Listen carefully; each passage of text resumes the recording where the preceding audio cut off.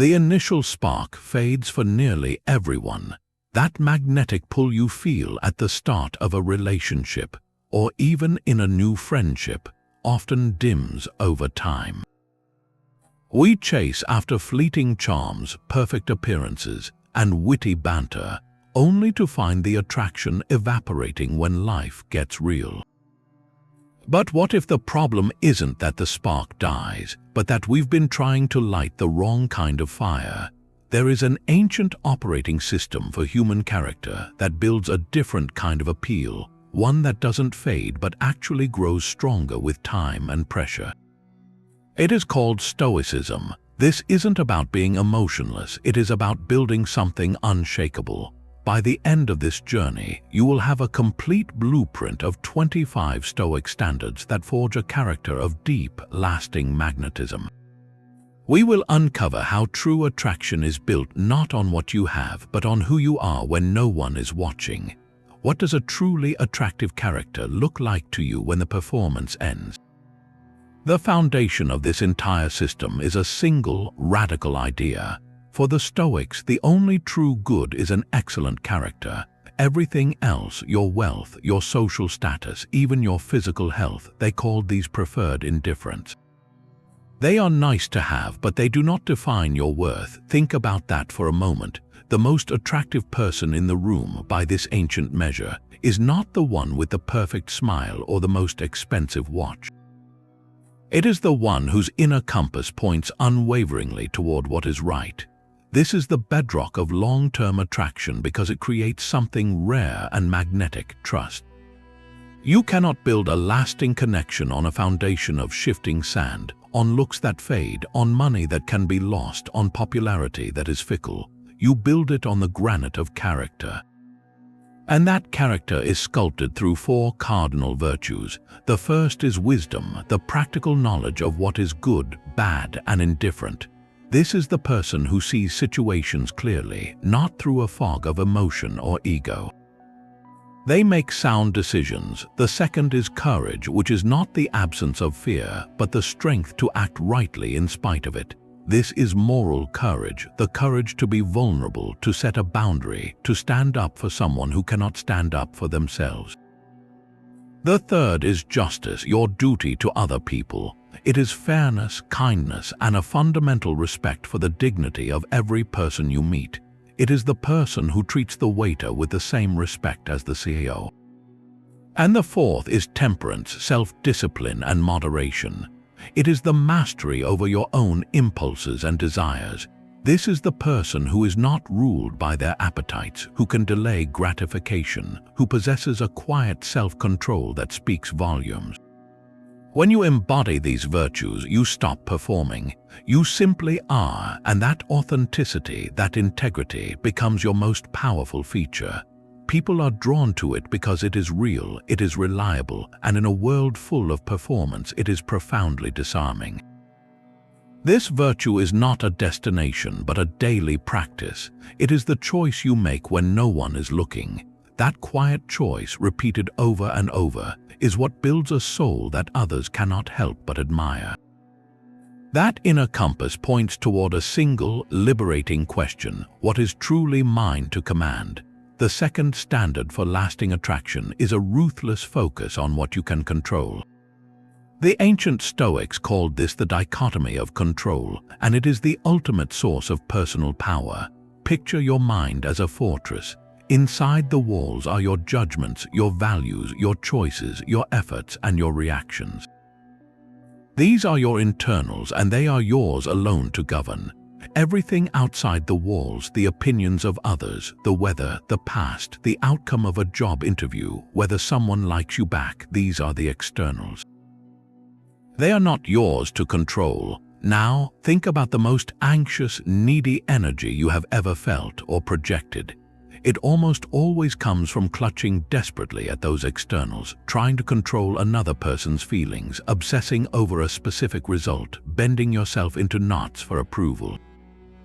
This is profoundly unattractive because it broadcasts a lack of self-sufficiency. It says, my peace depends on you, my worth depends on that outcome.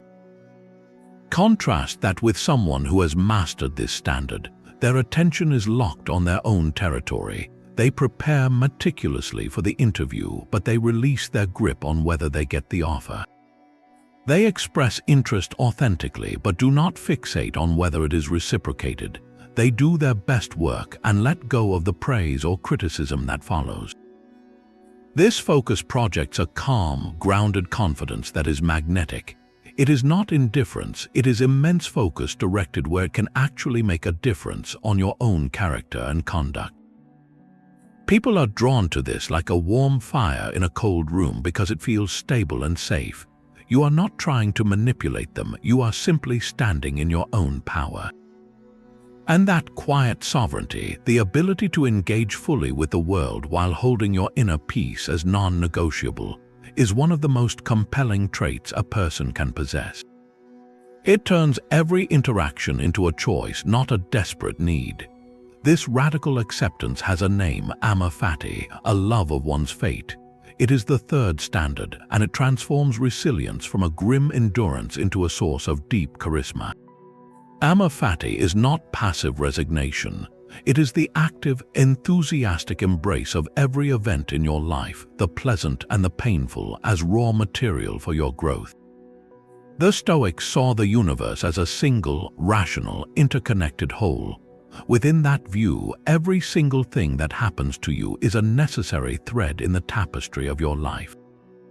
To reject your fate is to tear at the fabric of your own story. Think of the most magnetic people you know. They are not the ones with perfect, easy lives. They are the ones who have been through difficulty and carry not scars of bitterness but a kind of weathered wisdom. They do not complain. They do not see themselves as victims of circumstance. When a project fails, they do not wallow. They immediately ask, what did this teach me? What door did this close so a better one could open? When they face a personal loss, they grieve fully, yet they also find a way to honor the experience by growing more compassionate, more present, more alive. This mindset creates an aura of unshakable optimism. It is not a naive positivity that denies reality, but a profound trust in the process of life itself. People are instinctively drawn to this energy. In a world where complaining is a default social currency, someone who meets adversity with curiosity and grace stands out like a beacon. They become a person others want to be around during a crisis because they radiate not panic but possibility. They do not drain your energy by lamenting what they cannot control. They inspire you by showing how to work with what is. Loving your fate means you stop fighting reality. You flow with it, and in that flow, you discover a strength and a serenity that makes you not just attractive but truly indispensable. This profound acceptance of life's flow leads us to a seemingly dark but ultimately luminous truth. The fourth standard is memento mori, the practice of remembering you must die. At first glance, this sounds morbid, a grim fixation on the end. For the Stoic, it is the exact opposite. It is the ultimate tool for clarifying what matters and igniting a passionate, authentic life. Imagine holding an hourglass, watching the sand fall. That finite measure is not a threat. It is the very thing that gives your time its value. You would not waste a single grain. Memento mori turns that hourglass inward. It is the quiet, daily whisper, you are not here forever. This is not about fear, but about focus. When you carry a conscious awareness of your mortality, trivialities lose their grip. The petty argument, the need to be right, the obsession with someone's minor slight, these things begin to look like what they are, a tragic waste of your precious, limited sand. This awareness creates an urgent authenticity. You start to ask, if I could die tomorrow, what would I regret not saying, not doing, not being? The answer almost never involves checking more emails or winning more arguments. It involves love expressed, risks taken, time spent in genuine connection, and work that feels meaningful. A person who lives with this perspective is magnetic because they are fully alive. They are not sleepwalking through their days. They listen more intently because this conversation might be their last. They appreciate small beauties, a morning coffee, a shared laugh, because they see them as fleeting gifts. They are quicker to forgive and to express affection because they know the clock is ticking. This does not make them reckless, it makes them real. They prioritize depth over distraction. In a world drowning in noise and trivial pursuits, someone who moves with this kind of purposeful engagement stands out. They are not waiting for someday to live their life, they are living it now with a passion that is contagious. Their very presence reminds you subtly to wake up to your own. Remembering death, paradoxically, teaches you how to live, and there is nothing more compelling than a person who is truly, vibrantly alive. Living fully with the awareness of death requires a mind prepared for anything life can throw at it. This brings us to the fifth standard, a practice the Romans called premeditatio malorum, the premeditation of evils. This is not pessimism or fear-mongering. It is the mental equivalent of a fire drill. You calmly walk through the building, locate the exits, and visualize your escape route, not because you want the building to burn, but because you want to be unshakably ready if it ever does.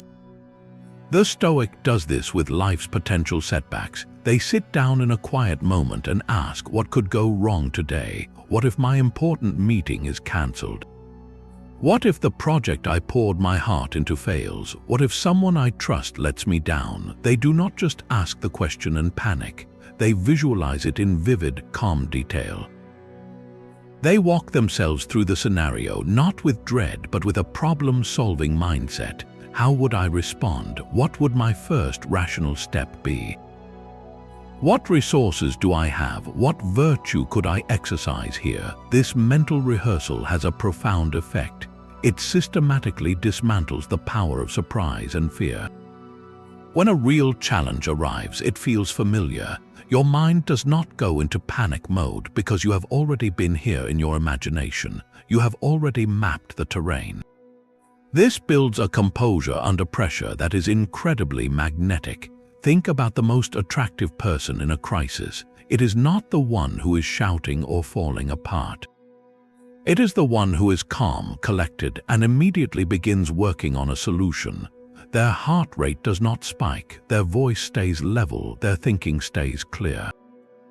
This composure signals deep strength and reliability. It tells everyone around them, I can handle this, we will get through this. People are drawn to that anchor in the storm. It creates a profound sense of safety and trust. By premeditating difficulties, you are not inviting them. You are vaccinating your mind against the paralysis of shock. You are building emotional calluses. When you face the world with this prepared resilience, you carry a quiet confidence that is far more attractive than a naive optimism that shatters at the first sign of trouble. You become the person others look to when things get hard because they know you will not flinch. That unshakable composure under pressure stems from a profound sense of scale. The sixth standard is the view from above, a mental exercise that rockets you out of your own immediate drama. Close your eyes and picture not the room you are in, but the building, then the city block, then the entire city sprawling below you. Keep pulling back, see your country, then the whole planet, a blue marble hanging in the vast black silence of space. Now pull back through time, see the centuries pass like pages in a book. See the rise and fall of empires, the generations of people who loved, struggled, and vanished, each convinced their moment was the center of everything. Now find your tiny dot on that timeline. This is the view from above. It is not meant to make you feel insignificant in a depressing way, but to provide the ultimate dose of humility and perspective. That argument you are replaying in your head, that social slight that burned, that professional setback that feels like the end of the world when viewed from this cosmic balcony, what are they? They are fleeting whispers in an endless conversation. This practice systematically shrinks the ego. It drains the feverish urgency from our self-importance. What remains is not apathy, but a serene clarity about what actually deserves your emotional energy. A person who regularly takes this view carries a distinct aura. They are not easily ruffled by office politics or social gossip because they see it for the temporary theater it is. They do not hold grudges with a cosmic weight, understanding that both they and the person who offended them are brief flashes in the grand story. This creates a deep, calming presence. People feel they can bring their big problems to this person because they know they will not be met with matching panic, but with a wise, steady perspective. They offer not just sympathy, but context. This is profoundly attractive because it represents a mature wisdom that is rare. It is the difference between being caught in the storm and being the observer who understands the storm's place in the larger weather pattern. It fosters a philosophical outlook that is both grounding and strangely inspiring. It whispers that while our personal dramas are small, our capacity to rise above them with grace and understanding is part of what makes the human story grand. This cosmic perspective makes our comfort seem almost absurdly precious. Yet there is a seventh standard that deliberately turns away from them: voluntary discomfort. This is the conscious, periodic choice to embrace a little hardship when you do not have to, a cold shower instead of a hot one, a day of fasting from food or digital noise. Walking instead of driving, sleeping on a firmer surface. The goal is not self-punishment or ascetic pride. It is a training exercise for your soul. You are reminding your body and mind of a fundamental truth: you are tougher than your circumstances. You do not need perfect conditions to be at peace. When you practice this, you build a psychological armor. Comfort stops being a requirement and becomes a pleasant bonus. This cultivates a profound lack of entitlement, a trait that is vanishingly rare and deeply magnetic. Imagine two people. One complains if their coffee is not perfect, if the room is too cold, if the Wi-Fi is slow. Their happiness is held hostage by 1,000 tiny conditions. The other person remains unbothered, adaptable, even cheerful when things are less than ideal. They radiate a quiet toughness. Who would you rather be stranded with on a difficult journey? Who would you trust to lead when times get hard? The person who practices voluntary discomfort is sending a powerful signal to the world and to themselves. My peace does not depend on external comforts. My will is stronger than my whims. This is the essence of self-discipline, and it is one of the most respected qualities a person can possess. It shows a mastery over the self that translates into reliability in every other area of life. They are not chasing ease, they are building strength. And that kind of strength, forged in small, daily choices of discipline, creates a presence that is both calm and formidable. People are drawn to it because it promises stability, not the fragile stability of everything going right, but the unshakable stability of a person who can handle things going wrong. That self-discipline clears the mental fog, allowing you to see with startling clarity. The eighth standard is objective judgment, the Stoic discipline of seeing things as they are, not as our fears, hopes, or egos wish them to be. Every event that reaches us is just raw data, a neutral fact. The story, the drama, the emotional charge, we add all of that ourselves. Someone cancels a plan. The raw fact is, a scheduled meeting will not occur. The judgment we layer on top is what creates the suffering. They do not respect my time. I am not important to them. My evening is ruined. The Stoic practices what they call the discipline of assent, pausing between the event and their reaction to ask, what is the plain, unadorned truth here? This is not about suppressing emotion. It is about interrogating the automatic story your mind creates. It is the difference between your partner being quiet and the story that they are angry with you, between a terse email from your boss and the story that you are about to be fired. By stripping away the biased narrative, you regain your power. You respond to the fact, not the fiction. A person who masters this projects a mature, stable presence that is incredibly reassuring. They do not spiral on gossip because they seek the objective facts. They do not take things personally without cause because they can separate another person's mood from their own worth. In a conflict, they are the one who says, let us look at what actually happened. This clear-headed rationality is magnetic because it is so rare. Most of us live in a storm of our own interpretations, reacting to phantoms. The person with objective judgment stands calmly in the eye of that storm. They offer a sanctuary of reason. People are drawn to them because they feel heard and seen, not as characters in someone else's drama, but as they truly are. This ability to hold a steady, unbiased gaze on the world builds immense trust. It tells everyone around you you can handle the truth and you will not collapse into reactive drama. That kind of emotional stability is the foundation upon which deep, lasting connections are built. That clear, unbiased gaze naturally turns outward. The ninth standard is duty, the Stoic principle of oikeiosis, a word meaning recognition of something as belonging to oneself.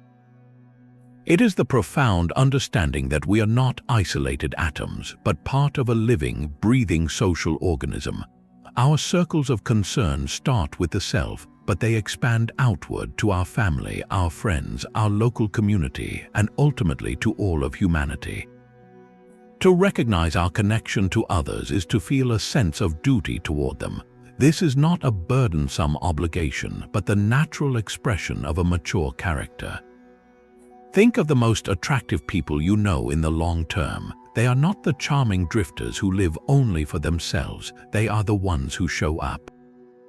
They remember birthdays, they volunteer without being asked, they are the first to offer help when a neighbor is sick, they vote, they pick up litter in the park. They are reliable. This active contribution builds something far more valuable than casual charm. It builds social proof of your character. You become known as a person of substance, a node of support and stability in your network. This reputation for kindness and reliability is the bedrock of deep relational attraction. People are drawn to those they can count on, those who add value to their lives and their community. It signals that you are invested in something larger than your own immediate desires. In a romantic context, this translates to being a true partner, someone who sees the relationship as a shared project requiring care and contribution.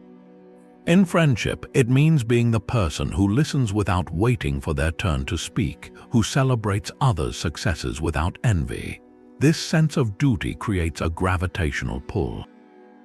You become a pillar, and people naturally want to build connections with pillars, not with weather vanes that spin with every passing breeze. Fulfilling your social role with grace and consistency demonstrates that you understand the fundamental Stoic truth: we are made for cooperation, not competition. And a cooperative spirit, one that actively seeks the common good, is perhaps the most enduringly attractive quality of all. That outward duty to others begins with a simple, profound act of attention. The 10th standard is the discipline of silence and listening. In a world that rewards constant commentary and reactive opinion, the Stoic cultivates the power of the quiet mind and the attentive ear. They understand that wisdom is not demonstrated by how much you say, but by the quality of your observation and the restraint of your tongue. The rule is elegant in its simplicity: speak only what is necessary, only what is true, and only what is kind.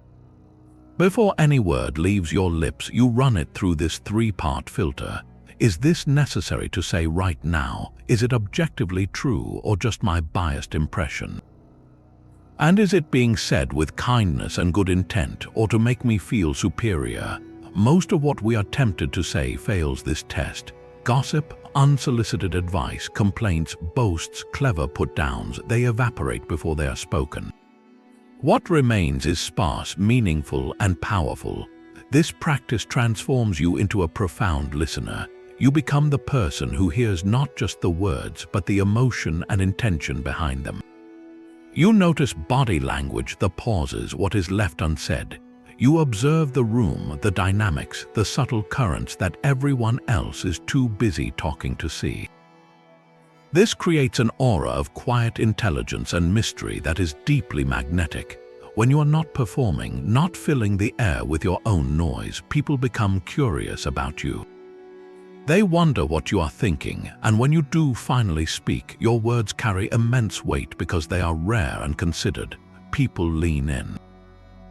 They know you are not speaking just to hear your own voice. This restraint is also a form of deep respect.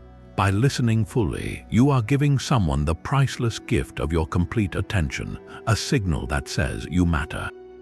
Your thoughts are worth my silence. In a conversation with such a person, you feel heard, truly seen, and that feeling is incredibly attractive. It builds trust and connection faster than any witty monologue ever could. The Stoic knows that the mouth is a gateway you must guard, for your speech reveals the state of your soul. A calm, measured, thoughtful communicator projects a soul in order, a mind at peace.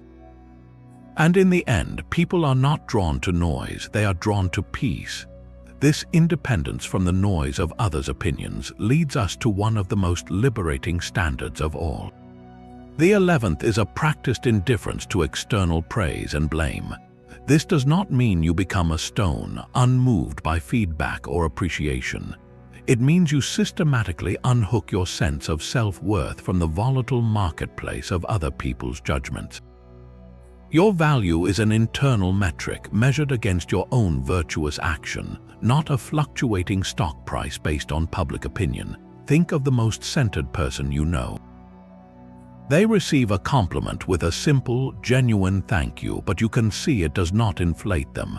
They receive criticism with a calm curiosity, not a defensive collapse. Their emotional state is not a puppet on strings held by everyone they meet. This is because their core is anchored. They have an inner counsel that judges them, and its sole criteria are, did I act with wisdom?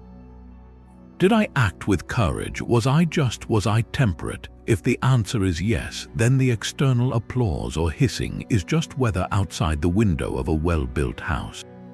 This projects an authentic confidence that is magnetic precisely because it is not needy. Needing constant validation is like holding up a sign that says, "Please tell me I am okay." It repels because it places a burden on others to manage your emotions. In contrast, the person who is indifferent to praise and blame carries a quiet sovereignty. They are free to appreciate a compliment without depending on it. They are free to consider criticism without being destroyed by it. This makes their approval, when they do give it, incredibly valuable. It is not cheap currency tossed out to gain favor. It is a rare coin minted from genuine respect. Their presence feels secure and stable because you are not constantly managing their ego. You can be honest with them, you can disagree with them. The relationship is real, not a performance designed to keep their self-image afloat. This inner citadel of self-valuation is the ultimate protection against flattery, manipulation, and the crushing weight of trying to please everyone. It allows you to move through the world with a grace that comes from knowing deeply who you are, regardless of who is clapping or booing in the audience of the moment. That inner citadel of self-worth cannot be shaken by external forces because it is built upon a more fundamental mastery. The 12th standard is the deliberate training of your desires and aversions. For the Stoic, nearly all our suffering stems from two sources: craving what we do not have and fearing what we might lose or encounter. Pleasure and pain are natural sensations, but they become tyrants when we give them the power to dictate our choices. The training is simple in theory, brutal in practice. You learn to desire only what is virtuous and within your control, and to be averse only to what is vicious and within your control. You loosen your desperate grip on everything else. Imagine craving a promotion. The Stoic would desire to work with excellence, to be diligent and just, because those actions are within their control. But they would release the craving for the title and the salary, as those outcomes depend on others. The craving is what creates the anxiety, the jealousy, the sense of inadequacy if it does not come to pass. Now imagine a fear of public speaking. The aversion to the nervous feeling, to the potential judgment, is what creates the paralysis. The Stoic would work to be averse only to acting without courage, to being unprepared. They would accept the trembling hands and the dry mouth as natural physiology, not as signs of impending doom. This training cultivates a profound temperance. You are no longer a puppet jerked around by every passing want or worry. You see the dessert menu and you can choose, not from deprivation, but from a place of true freedom. I could have it, but I do not need it to be content. You face a difficult conversation and you move forward, not because you are fearless, but because your aversion to cowardice is stronger than your aversion to discomfort. This projects a commanding presence that is quiet, not loud. It is the power of a deep river, not a crashing wave. People are instinctively drawn to this self-containment. It signals that you are not easily manipulated by carrot or stick, by flattery or threat. You operate from a deeper code. In a world of compulsive shoppers, drama addicts, and pleasure chasers, someone who is master of their own appetite stands apart. They are not swayed by trends or social pressure. They choose. This conscious choice, repeated over 1,000 small moments, builds a character of immense strength. It is the difference between being driven by your desires and driving them. And that sense of a person fully at the helm of their own life is one of the most compelling and trustworthy forms of power you can witness. Mastery over your desires builds a mind that cannot be derailed, a mind that sees the world not as a series of good or bad events, but as a workshop. This brings us to the 13th standard, the art of turning every obstacle into fuel. The Stoics had a famous phrase, "The obstacle is the way." It is not a motivational slogan, it is a precise instruction for perception. Every single barrier you face, from a traffic jam to a career-ending setback, contains within it the exact energy needed to propel you forward if you know how to look at it. This is not about positive thinking, it is about alchemy. You take the lead weight of a problem and you transmute it into the gold of progress. Marcus Aurelius, the Emperor of Rome, spent nearly his entire reign on the front lines of brutal wars, dealing with plague, betrayal, and immense pressure. His personal journal, which we know as Meditations, is essentially a manual for this very practice. He did not write, "Why is this happening to me?" He wrote, "The impediment to action advances action." What stands in the way becomes the way. He saw a rebellious general not as a nuisance but as a test of his patience and strategy. He saw the freezing German frontier not as a punishment but as a gymnasium for his endurance. This shift in perception transforms your entire presence. Instead of being a complainer who drains a room, you become a problem solver who energizes it. When a project hits a wall, you are the one who calmly says, "All right, this changes our parameters. Here is what we can build with these new constraints." When a personal relationship faces difficulty, you see it as the raw material for deeper understanding and communication, not as a sign to abandon ship. This proactive, solution-oriented mindset is magnetic because it is inherently creative and empowering. People are drawn to catalysts. They want to be around the person who, when handed a lemon, does not just make lemonade but studies the chemistry of citrus, invents a new recipe, and builds a stand. This attitude broadcasts an unshakable confidence in your own resourcefulness. It tells the world, "You cannot break me, you can only provide me with more material to build with." In a landscape full of people who are stopped by the first sign of resistance, the person who uses resistance as a stepping stone stands as a monument to human potential. They do not see setbacks, they see setups for a comeback they are already designing in their mind. That forward momentum, that relentless constructive energy, is a beacon that attracts opportunity, loyalty, and profound respect. This relentless constructive energy arises from a profound sense of belonging. The 14th standard is sympatheia, the Stoic understanding of the interconnectedness of all things. Picture the cosmos not as a collection of separate objects, but as a single, living organism. Every star, every stone, every person is a cell in that larger body, bound by the same rational, natural laws. From this perspective, the concept of a universal brotherhood of humankind is not a sentimental ideal. It is a simple fact of physics. We are all made of the same stardust, breathing the same air, subject to the same joys and sorrows. When you internalize this view, your entire orientation toward other people shifts. The stranger is no longer truly a stranger, they are a distant part of the same whole. Their suffering is, in a very real sense, your suffering. Their flourishing contributes to the health of the entire organism. This world you systematically dismantles prejudice and petty rivalry. How can you hold contempt for a part of your own body? How can you cheat or harm someone when you understand that the damage reverberates through the network, ultimately touching you? Sympatheia fosters a genuine, non-performative empathy.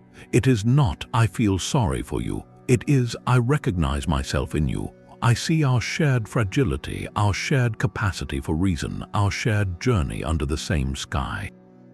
This translates into a demeanor of inherent kindness and cooperation. You are not kind because you want something in return or because you are a nice person. You are cooperative because it is the most rational way to exist within a connected system. A person who lives this principle carries a palpable warmth. They are the one who makes eye contact with the cashier and asks how their day is going and actually listens. They are the colleague who shares credit freely, understanding that the team's success is their success. They are the neighbor who helps without being asked because the well-being of the street is part of their own well-being. This creates an attraction that is deep and soulful. People feel seen and valued in their presence, not as tools or competitors, but as fellow travelers. In a world increasingly fractured by tribalism and us versus them thinking, someone who radiates this fundamental unity stands out as a healer. They attract people because they offer a rare and precious gift, the feeling of coming home to a shared humanity. Their kindness is not a strategy, it is an expression of their understanding of how the universe works. And in that understanding, they find a peace and a purpose that draws others like a lighthouse guiding ships to a safe harbor. This universal sympathy forges a sanctuary not just for others but for yourself. Within the interconnected whole, you must build your own unassailable fortress. The 15th standard is the inner citadel, a mental stronghold built from reason and virtue where your true self resides, safe from the siege of external events. Think of your mind as a castle. The outer walls are your body and your material circumstances, vulnerable to attack from illness, loss, or criticism. The courtyard is your emotions, which can be stormed by sudden events, but deep within, protected by multiple gates, is the central keep, your ruling center, your proherses. This is your faculty of choice and judgment, and it is the only thing that can never be taken from you unless you willingly surrender it. You fortify this citadel every time you choose virtue over vice, reason over impulse, and your internal metric over external validation. A person who has built this stronghold carries a palpable sense of peace.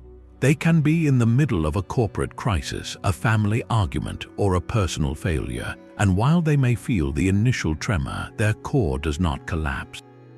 You can see it in their eyes, a steady light that does not flicker.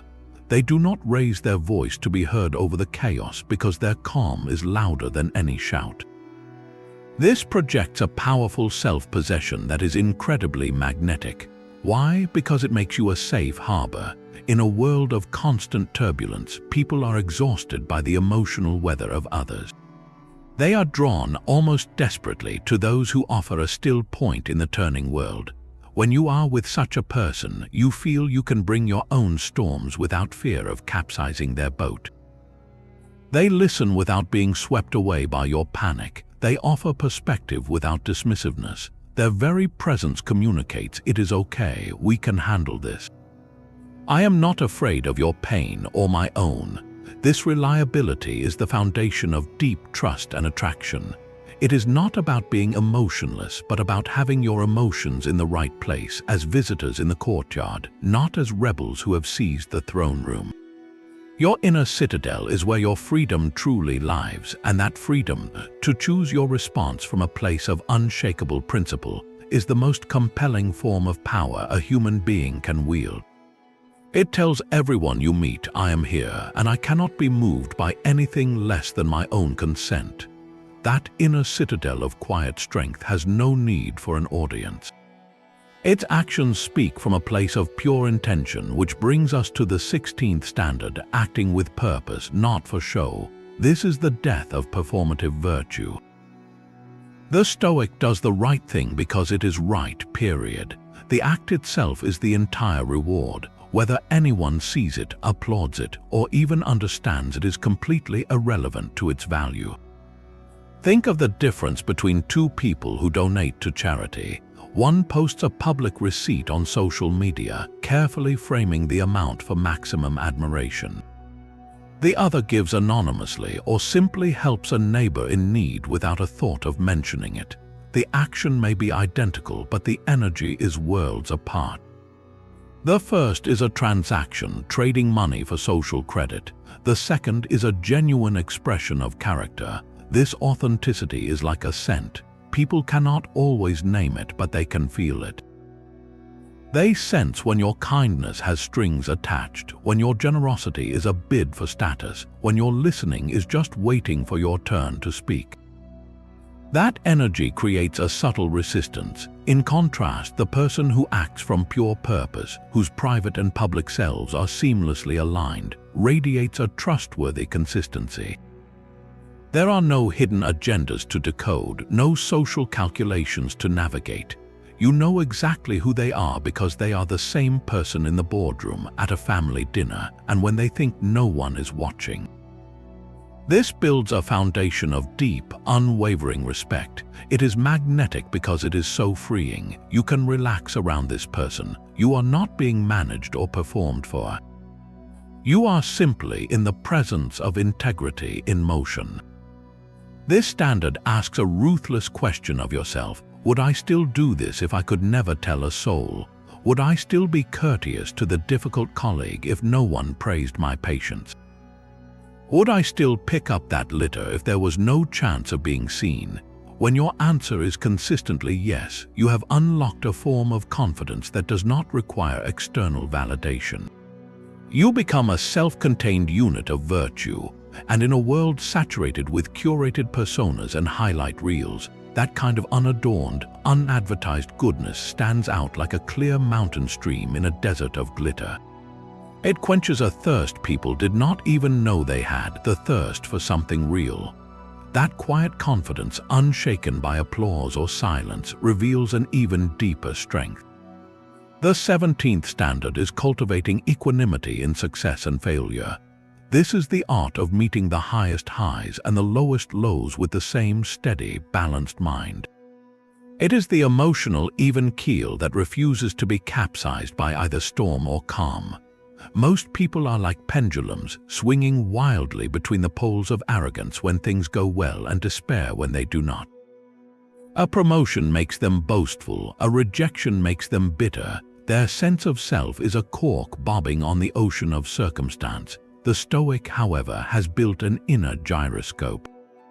They understand that both triumph and disaster are external events, not judgments of their soul. They are gifts and lessons, not identities. When success arrives, they receive it with gratitude and humility, knowing it is partly luck, partly effort, and entirely temporary. They do not let it inflate their ego, because they remember that the same fickle wheel of fortune that lifted them up can just as easily spin again. They enjoy the moment, but they do not attach their worth to it. Conversely, when failure strikes, they meet it with calm analysis, not self-annihilation. They see it as feedback, not as a verdict on their existence. This balanced response projects a mature, grounded stability that is magnetic precisely because it is so rare. In a culture that celebrates extreme reactions, from viral victory dances to public meltdowns, someone who remains composed in both victory and defeat stands out as an adult in a room full of children. Think of a leader who, after a major win, immediately credits the team and turns attention to the next challenge. Or an athlete who, after a devastating loss, speaks with grace about their opponent and focuses on improvement. We are drawn to this poise because it signals profound self-knowledge and resilience.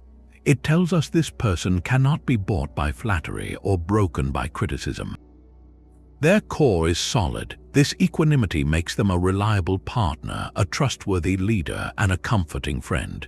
You know they will not abandon you in your failures because they do not abandon themselves in their own. And they will not look down on you in your successes because they do not look down on others from a pedestal of their own making. They walk the middle path, a path of quiet gratitude and resilient peace, and that balanced stride is one of the most enduringly attractive qualities a human can cultivate. Equanimity is the calm harbor, but a ship is not meant to stay forever at the dock. The 18th standard is the discipline of action, the commitment to right action for the common good. This is where your inner fortress opens its gates and sends out its best work into the world. The Stoic is not a passive philosopher contemplating the stars. They are an active participant, a craftsman of their own life, and a contributor to the community. Their goal is to perform their duties, whatever they may be, with a focus on excellence and benefit.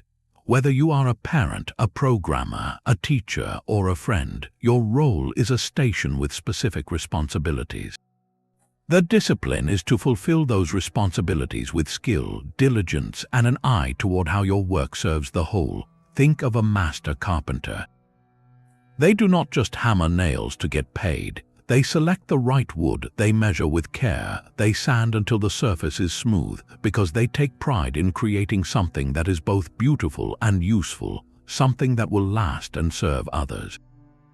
That is the Stoic mindset applied to any task. This commitment builds three powerful forms of attraction. First, it builds deep competence. When you focus on the craft of your actions rather than just the outcome, you become exceptionally good at what you do. You are the colleague whose reports are thorough and clear, the friend who remembers the important details, the partner who fixes a leaky faucet properly the first time. This competence inspires confidence and respect. Second, it builds an impeccable reputation. You become known as the person who does things right, who can be counted on to follow through, whose word is solid. This reputation is a form of social currency more valuable than any boast because it is earned through 1,000 consistent actions. People are drawn to reliability like a magnet. Third, and most importantly, it builds a profound sense of purpose. Your work is no longer just a job or an obligation. It is your offering to the interconnected web of life. You see your small part in the larger story. This sense of meaning is radiant. It eliminates the need for external validation because the act itself, done well and for the right reasons, is its own reward. In a world full of people doing the minimum, chasing shortcuts, or working only for personal gain, someone who approaches their duties with this kind of sacred craftsmanship stands out. They are not working for applause, they are working for the sake of the work itself and for the community it supports. That quiet dedication is magnetic. It attracts opportunities, trust, and partnerships built on substance. It answers a deep human longing, not just to be loved, but to be useful, and usefulness, when performed with excellence and a generous spirit, may be the most attractive force of all. That sense of purpose demands a specific kind of momentum. The 19th standard is shortening the distance between thought and action. This is the virtue of decisive immediacy, the refusal to let a rational decision linger in the realm of good intentions. When you know what the right course is, you act, not tomorrow, not after you feel more confident, but now. Procrastination is not just a time management issue for the Stoic, it is a moral failure, a crack in your integrity. It is the space where fear, doubt, and excuses breed. Closing that gap is the ultimate expression of self-trust. It says, my judgment is sound, and I have the courage to back it up with my behavior. Think of two leaders. One holds a meeting, identifies a clear problem and a viable solution, then says they will form a committee to explore it further. The other, after the same meeting, walks directly to their desk and sends the first decisive email to implement the core of the solution. Who would you rather follow? Who projects more confidence and capability? The person who shortens this gap becomes dynamic. They are not paralyzed by analysis. They gather the necessary information, make the best call they can with what they have, and move. This creates a powerful ripple effect of reliability. Their yes means yes, and their no means no. People know that when this person commits to something, it is as good as done. There is no anxious period of waiting to see if they will follow through, because the follow-through is already in motion. This alignment between belief and behavior is deeply inspiring. It demonstrates an inner congruence that is magnetic. In a world full of talkers, planners, and dreamers, the person who acts with clean, swift decisiveness stands apart as a builder. They are the friend who, when you mention a struggle, does not just offer sympathy but shows up at your door with a meal. They are the partner who, after a difficult conversation about needing more help around the house, immediately takes on a new chore without being asked again. This immediacy broadcasts self-efficacy. It tells the world, I am not waiting for permission, for a perfect moment, or for a different version of myself. The person I am right now is capable of acting on what I know to be right. That kind of self-possession is contagious. It makes others believe that action is possible, that change is within reach, because they are watching someone live that truth in real time. It turns you from a commentator on the game of life into a player on the field, and there is an undeniable attraction to those who are in the arena, getting their hands dirty, making things happen with the quiet certainty of a force of nature. That decisive action in the world is forged by how you see the people in it. The 20th standard is the disciplined practice of seeing the good in others. Stoicism asks you to adopt a radical assumption that every person possesses a spark of the same universal reason, a fragment of the divine logos. When someone acts poorly with anger, pettiness, or dishonesty, it is not because they are evil at their core, but because their spark is clouded. They are ignorant in the Stoic sense, mistaken about what is truly good. They believe that lashing out will bring peace, that cheating will bring security, that gossip will bring connection. They are tragically wrong, and their vice is its own punishment, a sickness of the soul. Your job is not to condemn the sick person, but to diagnose the illness with compassion. Marcus Aurelius constantly reminded himself, when offended, that the wrongdoer cannot see the difference between what is right and what is not. This perspective is a superpower for your social life. Instead of reacting to a rude comment with matching rudeness, you pause. You look for the cloud. Is this person tired? Are they afraid? Are they acting from a deep, unexamined wound? This does not mean you become a doormat. You can still set firm boundaries, but you do so without hatred, without taking their behavior as a personal assault. You respond to the ignorance, not to the insult. This generous interpretation makes you a profound source of peace. You stop collecting grievances. You become slow to anger and quick to understand. In your relationships, this manifests as a default attitude of charity. Your partner snaps at you after a hard day, and instead of snapping back, you see a good person under stress. Your coworker takes credit for your idea, and while you address it professionally, you also see a person so insecure they must steal validation.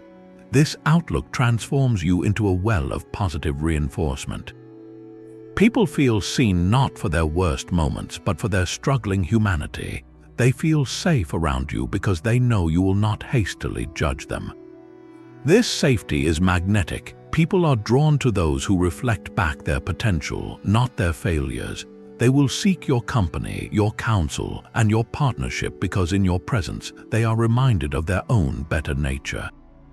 You become a mirror that shows them not the mud on their face, but the light in their eyes. And in a world quick to criticize and cancel, someone who consistently looks for the rational spark in others becomes a rare sanctuary. You attract not because you are naive, but because you possess a deeper vision, one that understands that forgiveness is often just clear sight. That clear sight of the rational spark in others is simply a reflection of the natural order itself. Living in accordance with nature is the 21st standard, and it is the unifying principle that makes sense of all the others. to the Stoics, nature had two intertwined meanings. First, it meant the cosmos, the rational, interconnected system of cause and effect that governs everything from the stars to the seasons.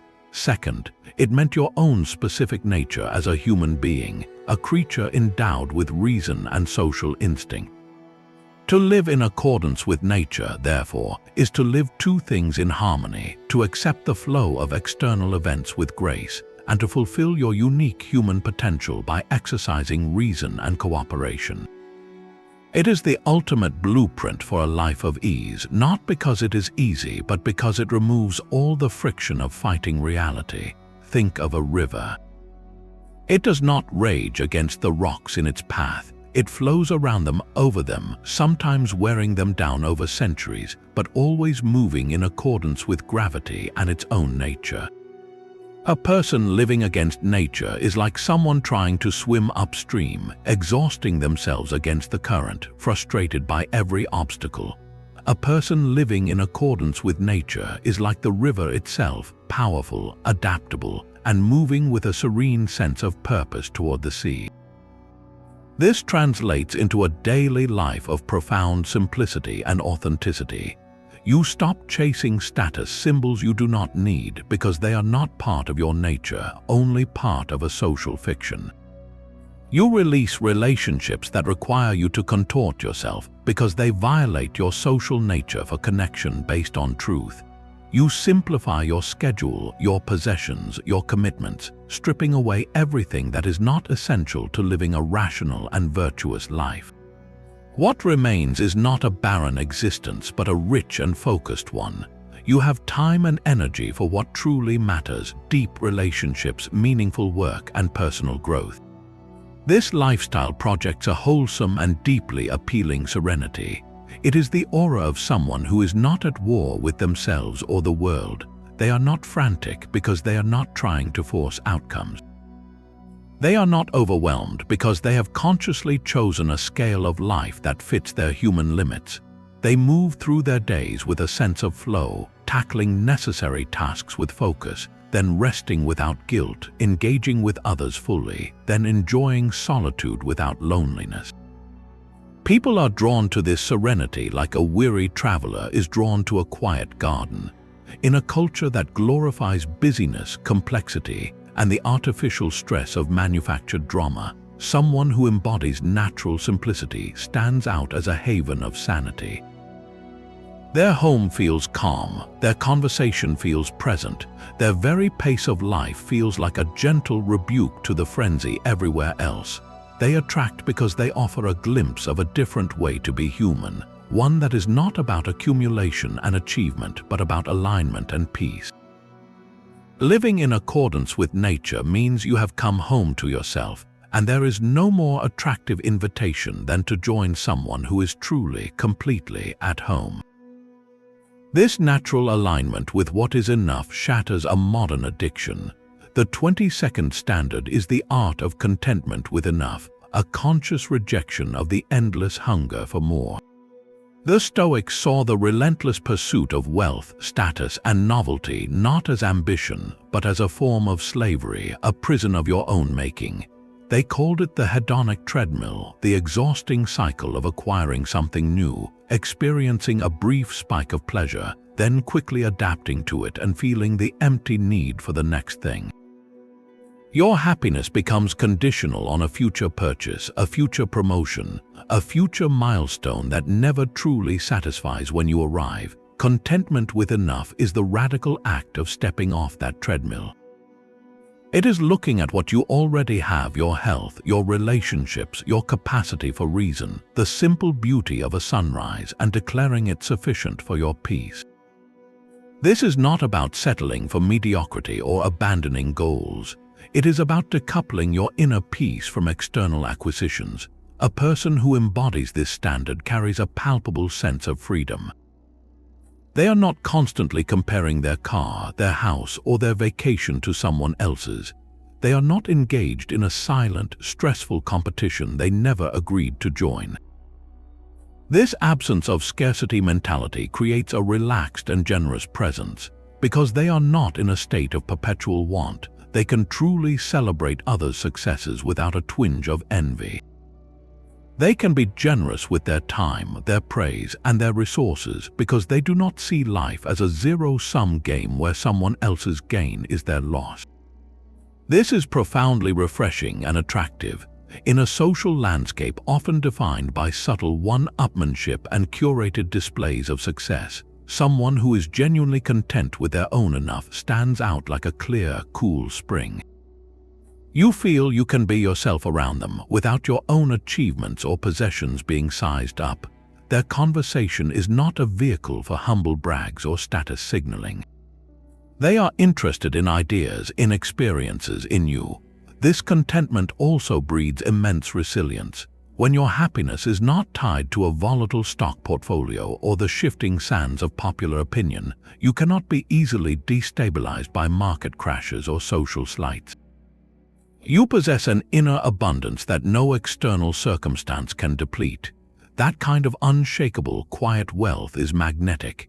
It whispers that the most valuable treasures are not for sale, and that the person who knows this secret is truly, independently rich. Their generosity flows from a cup that is already full, and in a world of thirsty people, that is an irresistible invitation. That inner wealth of contentment depends on what you choose to feed your mind. Your attention is not a passive receiver. It is the most precious resource you own, the very currency of your life.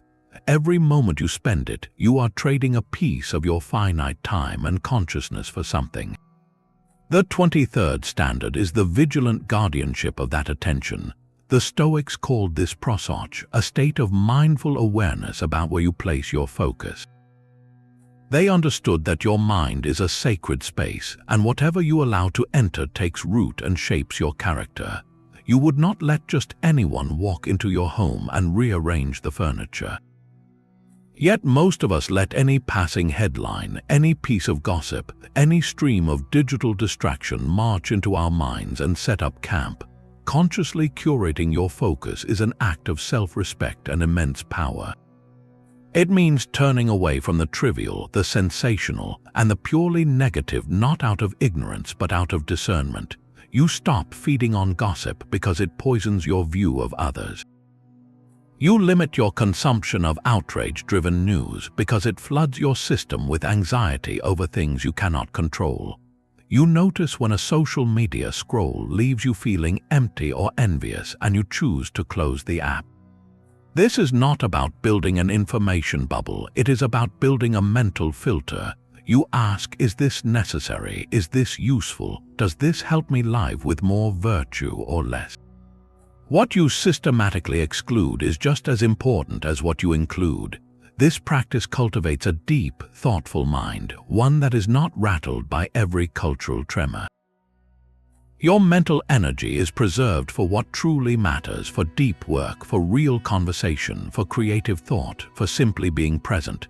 The person who guards their attention in this way carries a noticeable calm. They are not perpetually distracted, their eyes darting to a notification.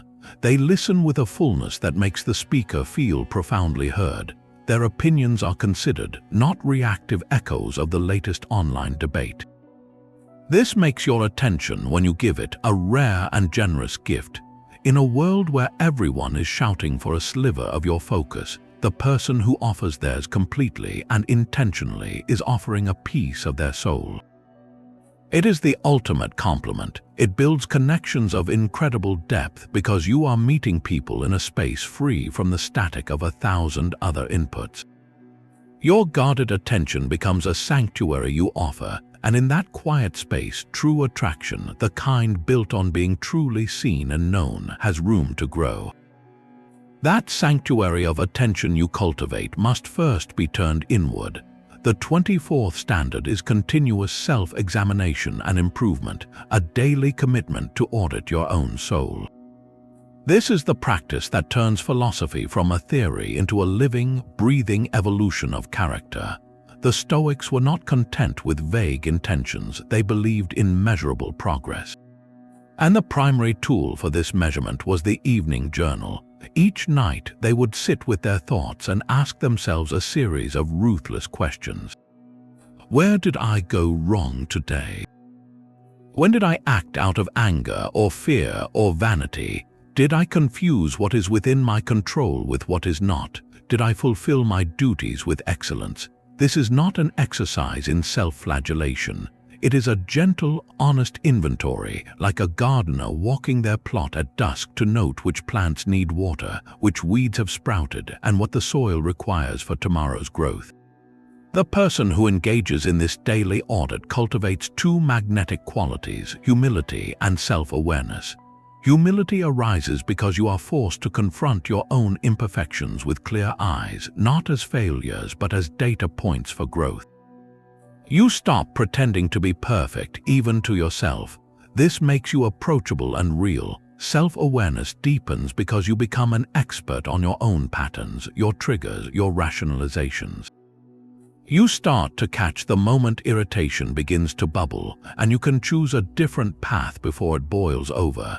This commitment to lifelong learning makes you endlessly interesting. You are not a static monument, you are a river constantly moving, deepening, changing course when you meet an obstacle.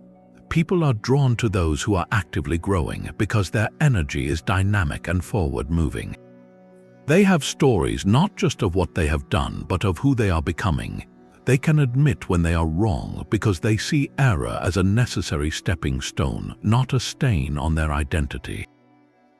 They ask for feedback and actually use it because their goal is not to defend a fragile ego, but to sculpt a better self. This evolutionary spirit is profoundly inspiring. It tells everyone around you that growth is possible at any age, that change is not something to fear but to engage with daily. In a world where many people solidify their personalities by 30 and then simply defend that territory for decades, someone who is visibly, consciously evolving is a beacon of possibility. Their journey itself becomes attractive, inviting others to reflect on their own path. They are not a finished product to be admired from a distance. They are a fellow traveler, map in hand, always curious about the next turn in the road. This humble, relentless pursuit of better is the engine that drives all the other standards from theory into a life lived with undeniable magnetic integrity. This relentless self-examination has a final, culminating purpose. The 25th and ultimate standard is to leave a legacy of example, not just words. Your life in its totality is your most powerful and enduring message. The Stoic understands that building a character of virtue is not a private project for personal peace alone. It is a contribution to the human story. Your actions, your composure, your kindness, and your resilience ripple out into the world, influencing others in ways you may never see. This creates an attraction that transcends your own lifetime, an impact that lingers in the memories and behaviors of those you have touched. Think of the people who have shaped you most deeply. It is likely not their specific advice you remember word for word, but the way they lived. The grandparent whose quiet dignity taught you about patience. The teacher whose genuine curiosity made you love learning. The friend whose unwavering loyalty showed you what trust really means. They did not give lectures on these virtues, they embodied them. And that embodiment became a living lesson you carry within you. This is the Stoic goal, to live in such a way that your very existence becomes a guidepost for others. When you master your emotions, you give everyone around you permission to believe it is possible. When you meet injustice with courage and fairness, you become a prototype for what right action looks like. When you face loss with grace, you demonstrate that the human spirit can endure without breaking.